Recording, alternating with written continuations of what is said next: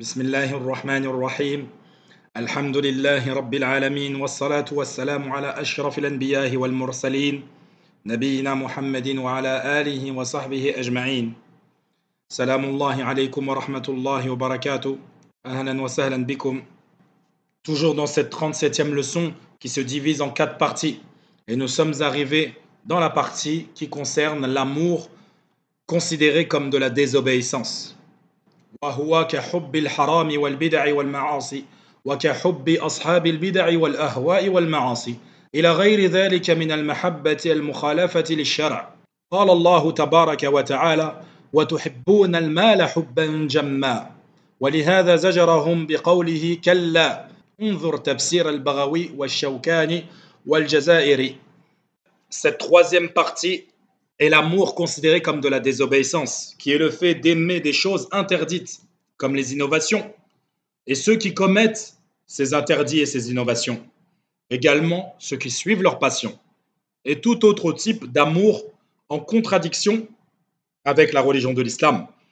Allah Azza wa Jalla dit dans le Coran: et vous aimez les richesses d'un amour sans borne, et c'est pour cela qu'il les réprimande. Allah Azza wa Jalla, juste avant ça, il dit Kalla, ce qui veut dire l'affaire n'est pas comme vous le croyez, comme dans sa parole Bal tu'thiruna al-hayata ad-dunya wal-akhiratu khayrun wa abqa. Mais vous préférez plutôt la vie présente, alors que l'au-delà est meilleur et plus durable pour vous. Allah il dit également dans le Coran فخلف من بعدهم خلف أضاعوا الصلاة واتبعوا الشهوات فسوف يلقون غيا. Puis leur succédèrent des générations qui délaissèrent la prière et suivirent leur passion. Ils se trouvèrent en perdition. Toutes ces preuves sont claires et explicites. Le fait d'aimer l'égarement, l'innovation, le fait d'aimer les péchés, il a le même jugement que celui qui aime ceux qui font des péchés, qui font des innovations et qui égarent les gens. Wa'iyadhu billah. Cet amour est un amour interdit. C'est un grand péché, une grande désobéissance à Allah Azza wa Jal. Et Shir nous montre encore plus que cet amour est un amour interdit. Il prend une nouvelle preuve tirée du Coran. Comme toujours, Allah Azza wa Jal il dit قل إن كان آباؤكم وأبناؤكم وإخوانكم وأزواجكم وعشيرتكم وأموال اقترفتموها وتجارة تخشون كسادها ومساكن ترضونها أحب إليكم من الله ورسوله وجهاد في سبيل الله فتربصوا حتى يأتي الله بأمره والله لا يهدي القوم الفاسقين. Allah Azza wa Jalla dit ô messager d'Allah, dis-leur, si vos pères, vos enfants, vos frères, vos épouses, vos clans, les biens que vous gagnez, le négoce dont vous craignez le déclin et les demeures qui vous sont agréables, vous sont plus chers qu'Allah et son messager et la lutte dans le sentier d'Allah, alors attendez patiemment, attendez qu'Allah fasse venir son ordre et Allah ne guide pas les pervers.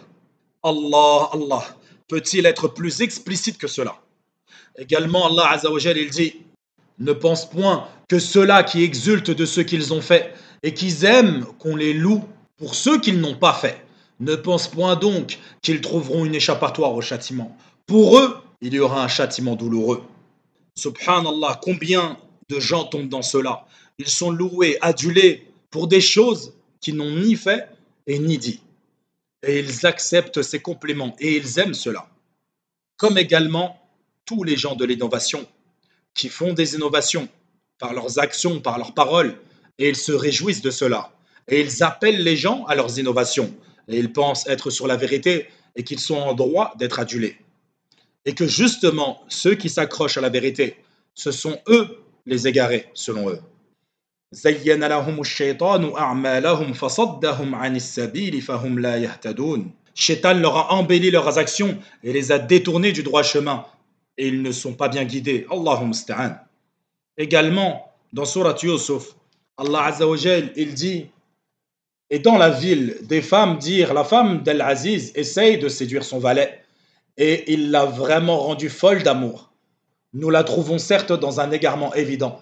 Puis Shir, pour compléter son propos, malgré que tout ce qu'il a déjà énuméré suffirait amplement, il rajoute une autre preuve tirée du Coran, dans Surat An-Nur, Allah tabaraka wa ta'ala, il dit: ceux qui aiment que la turpitude se propage parmi les croyants auront un châtiment douloureux ici-bas comme dans l'au-delà.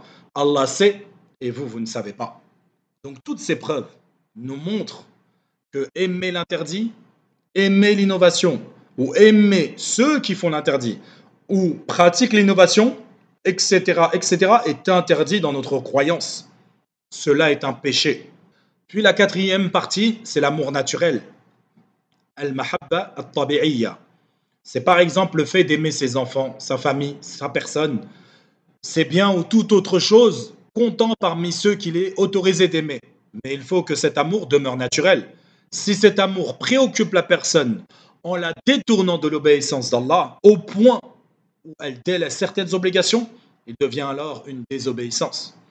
Et si celui-ci outrepasse les limites dans sa vie et son cœur, au point où elle aime cette chose à la base autorisée, comme l'amour d'Allah, ou plus encore, il devient alors de l'association dans l'amour.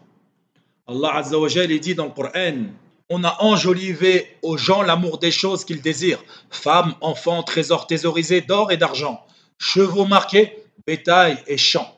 Tout cela est l'objet de jouissance pour la vie présente, alors que c'est près d'Allah qu'il y a un bon retour.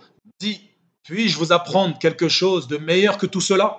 Pour les pieux, il y a auprès de leur Seigneur des jardins sous lesquels coulent les ruisseaux pour y demeurer éternellement, et aussi des épouses purifiées et l'agrément d'Allah. Et Allah est clairvoyant sur ses serviteurs. Et ça, c'est dans Surat Al-Imran.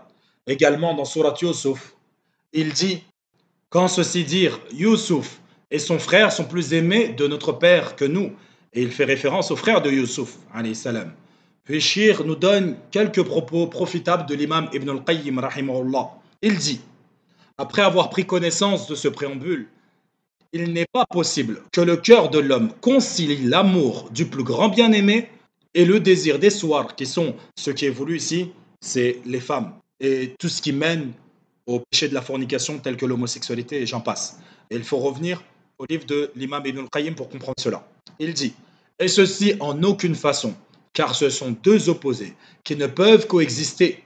Il faut plutôt que la personne en rejette un des deux. Celui dont la force de l'amour est destinée entièrement au plus grand bien-aimé, dont tout l'amour en dehors du sien est vain et est un tourment. Cet amour le détournera de tout autre amour en dehors du sien. Et si la personne aimait autre qu'Allah, elle ne doit l'aimer que pour lui, que pour Allah, ou parce qu'il peut être un moyen pour elle d'accéder à l'amour d'Allah, ou parce que cet autre lui barre le chemin menant vers ceux qui s'opposent à l'amour d'Allah, ou le diminuent. Et l'amour sincère implique d'unifier le bien-aimé et de ne lui donner aucun associé dans cet amour. Lorsque l'on aime une créature, celle-ci éprouve de la jalousie et refuse que l'amour qu'on lui porte soit partagé avec un autre.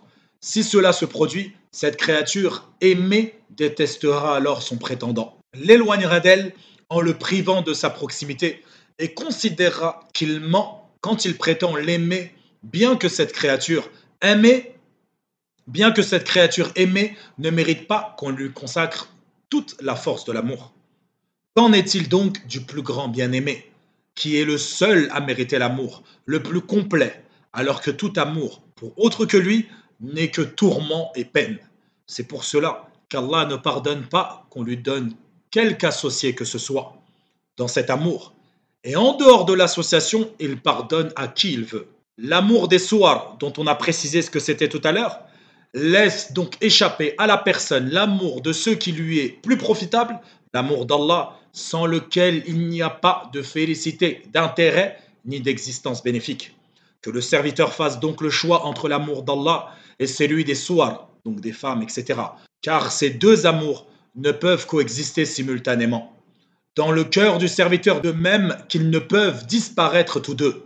Celui qui s'écarte de l'amour d'Allah, de son rappel, du désir de le rencontrer, verra Allah l'éprouver par l'amour d'un autre et le châtiera par cela dans cette vie présente, entre la mort et la résurrection. Et dans l'au-delà, il le punira donc par l'amour des idoles, des croix, des imberbes et des femmes, ou de compagnons, ou de frères, ou d'autres amours d'une bassesse et d'un opprobre total. La personne est l'esclave de son bien-aimé, qui qu'il soit. Comme cela a été dit dans un vers de poésie, tu es la victime de tout ce que tu aimes, choisis donc pour toi le meilleur à aimer. Celui dont la divinité n'est pas son souverain et son protecteur, sa divinité sera alors sa passion. Allah Azza wa Jal, il dit, vois-tu celui qui prend sa passion pour sa propre divinité et Allah l'égare sciemment et scelle son ouïe et son cœur et étend un voile sur sa vue. Qui donc peut le guider après Allah? Ne vous rappelez-vous donc pas? Surat al-Jathiyat, fin de citation. Et ceci est tiré du livre Al-Jawab al-Kafi de l'imam Ibn al-Qayyim rahimahullah, les réponses suffisantes. Autre propos profitable de Shir Abdurrahman ibn Nasir al-Sa'di rahimahullah. Il dit, la base et l'essence de l'unicité est de vouer un amour sincère à Allah seul. C'est la base de sa déification et de son adoration.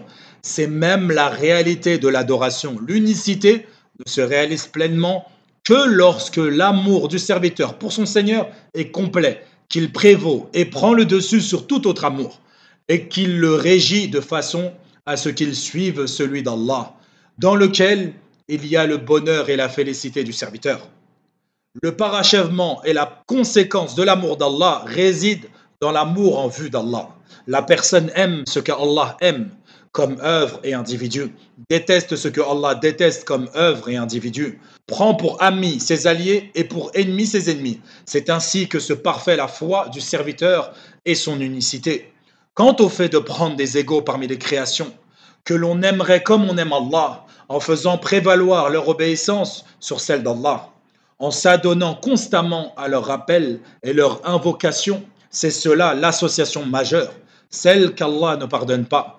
Le cœur de la personne commettant cette association a été coupé de l'agrément du puissant et glorieux et s'est attaché à un autre que lui parmi ceux qui ne peuvent pourtant rien pour lui. Cette faible attache à laquelle se sont agrippés les associateurs sera rompue le jour de la résurrection, le jour où il n'y aura d'utilité pour la personne que dans ses œuvres. Cet amour et cette alliance se transforment en une haine et hostilité. Fin de citation, et ceci est tiré du livre Al-Qawl al-Sadid, la parole juste. فنكتفي بهذا القدر. Nous poursuivrons, Inch'Allah wa ta'ala, dans la leçon 38, l'interdiction d'invoquer autre qu'Allah tabaraka wa ta'ala. Wa sallallahu wa sallam ala nabiyyina Muhammad wa ala alihi wa sahbihi ajma'in.